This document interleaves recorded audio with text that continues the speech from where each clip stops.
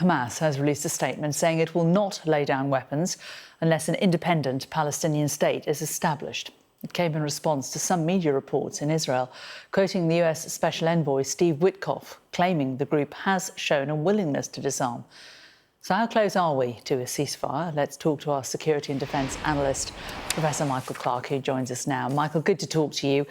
So Hamas saying that they will not lay down arms. How significant do you think that statement is? Well, it's just a statement that we might have expected from them, in the sense that they're saying that we represent the people of Gaza, even though that isn't really true, because they certainly have a certain amount of loyalty among the people of Gaza, but they maintain that as well with a great deal of terror, and that they're not in full control of Gaza themselves because the place is splitting up into gang warfare as well as the hold that Hamas has over them. But in a saying that they won't disarm is a way of saying that this process has got a long way to go, and that we represent the Palestinians, certainly in this part of the territory. And it goes back on the fact that I mean, Hamas have been defeated militarily. They can't do anything militarily, but they can't be destroyed in the sense that they're still there and they still have some sort of political voice. What do you make of the timing of the statement right after Witkoff's visit? Yes, I mean, the Witkoff visit is a classic case of image management, I think. I mean, Steve Witkoff was apparently in Gaza for 5 hours as a guest of the Israelis. The Israelis took him there. They showed him the Gaza Humanitarian Foundation operation and so on. I mean, if he'd spent 5 hours independently in Gaza, like any journalist, if journalists were allowed there, I think he would have learned quite a lot about what the situation is on the ground. But what you'll have learned from this, I suspect, will be heavily moderated by what the Israelis wanted him to see and the way the GHF is going about doing its work. And it doesn't disguise the fact that's clear from all the independent sources that well over 800 people have been killed trying to get this aid, and many more than that injured. So the fact that Hamas have come out with this, in a sense, is a way of distancing themselves from the Steve Witkoff visit. And it puts back, again, the idea that there can be a ceasefire in Gaza. I mean, Trump, I think, a couple of weeks ago thought that he could convince the Israelis that there would be a ceasefire. And we all thought that wouldn't happen at least until the end of July, when the Knesset was in recess for the summer, which would make it easier for Netanyahu to go along with the ceasefire. But this actually just compounds the problem, because Hamas are saying, well, there's no reason for us to agree a ceasefire either, because actually the situation in Gaza is no better than it was a month ago. Does it put Keir Starmer in a tricky position? He's talked about recognising a Palestinian state by September. Israel has accused him of giving in to terrorism. If Hamas isn't going to back down, might he end up looking like he's giving in to Hamas demands?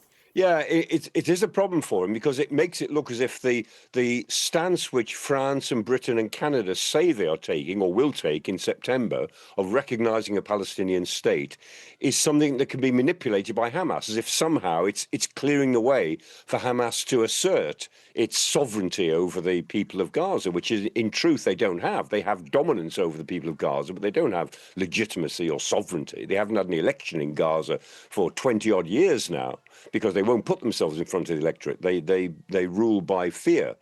And in a way, the Starmer statement, along with Macron and Carney in Canada, they're an attempt not to create a Palestinian state, but to try to get the political process moving again. Since the beginning of this Gaza crisis, there has been no political process for what happens next, what sort of future there may be for Gaza.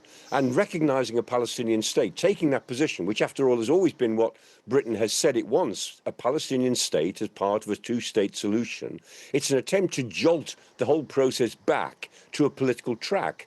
But of course, in doing that, it also lays itself open to the charge, well, if you go onto a political track like this, then that can be manipulated by all of the actors involved. And so the Israelis hate the idea, the United States hates the idea, many other leaderships don't like it, and the Palestinians, and Hamas in particular, they will try to manipulate that because it's a political track that they can claim to be legitimately on. Most of us think they're not legitimately on it. They don't want a two-state solution either. They just want a one state. They want a Palestinian state with a genocide against the Jews. That's their policy. But they will manipulate the political track which the Western powers, some of the Western powers, are trying to put the process on for their own ends. That's what they're doing. Meanwhile, the logistics of a two-state solution also seem further and further away than they ever have been, don't they? Just in terms of where a border would lie, who would govern a Palestinian state, etc., etc., etc. Yeah, well, in a way they are, but you know, this whole project has been on the books now for 30 odd years, and I can promise you that every aspect has been worked over in every possible combination of circumstances. So, you know, in terms of, you know, where Israeli settlements should be withdrawn, where they could be regarded as legitimate, where they're not regarded as legitimate. I mean, how the Palestinian state would function, on what basis it would function. There is a sort of a rule book for every variation on that we can come up with. So there's no mystery about what the two-state solution could look like, but there is a real political impasse as to whether or not we're prepared to go for it. And of course, compared to before the 7th of October 2023, it's now far less likely than before, because the Israelis say, I mean, understandably so, we're not going to live next to the Palestinians. Look what they do. We can't guarantee that in 20 years' time they wouldn't try this again.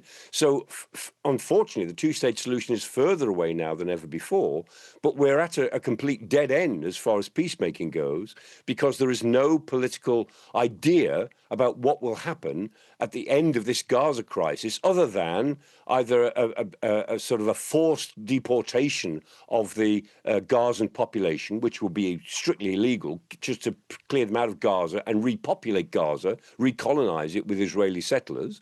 And that's something that the right wing in Israel would like to see. Or a reconstitution of Gaza on the basis of Hamas, where Israeli forces are pushed out. That wouldn't be a very satisfactory solution either. So we're going around in military circles with no political idea as to what comes next. And that's what the recognition of the Palestinian state was really all about, to push this process at least part of the way down a political road. But, you know, that comes with risks. Meanwhile, of course, we have President Trump moving 2 nuclear submarines closer to Russia. What do you make of this? Is this significant, or is this just saber-rattling? It's meaningless. It's strategically meaningless. The nuclear submarines, the Ohio-class nuclear submarines that the Americans have, are in the best place where they are, which is deep underneath the Atlantic and the Pacific. If they go any nearer to Russia, they'll be in more shallow waters, and they'll be more vulnerable, easier to track. The best way to operate them is exactly where they operate from now, because from anywhere in the Atlantic or the Pacific, they could reach any target in Russia. Every boat, every submarine, the Ohio-class boats, every boat has 20, American ones anyway, they have 20 submarine-launched ballistic missiles on, the Trident missile. Every missile has about 12 warheads, separate warheads. Some of them are decoys, but each one carries 12 separate units. So every boat could reach 7,000 miles from wherever it is. So they could stay in their base if they wanted to in Washington State in the Pacific, or at Kings Bay, Georgia in the Atlantic, without ever leaving their base. They could target Moscow or any other site in Russia. So the issue of the submarines themselves is not where they are, it's how invulnerable they are. And their job is to stay well below the surface, to stay in the deep Atlantic or the deep Pacific. They move very, very quietly, they move very, very slowly, and they just sit there for about 70 to 77, 80 days at a time on patrol without ever surfacing, and they just do their job silently. If they were moved, they'd be moving closer to where they might be detected. And if they were moved quickly, they would create noise and disturbance in the water, and that would make it more likely that they can be detected. So whatever President Trump thinks he's talking about, he's not talking about making the submarine force more effective against Russia. I suspect that what he's really talking about, because he knows that this will attract attention, is keeping the world's minds off the other things that he's worried about, like the Epstein files.